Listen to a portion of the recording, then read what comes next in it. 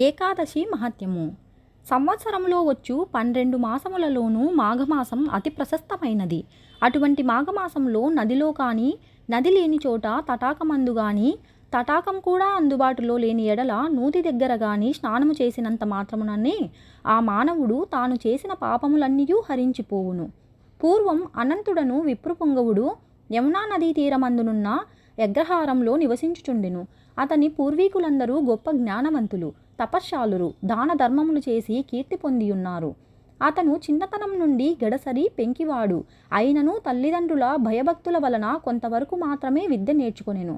దుష్ట సహవాసాలు చేసి అనేక దుర్గుణములు కలవాడయ్యెను. మద్య మాంసములు సేవించి కన్న బిడ్డలను కూడా అమ్ముకొనుచుండెను. అలా సంపాదించి ధనవంతుడయ్యెను.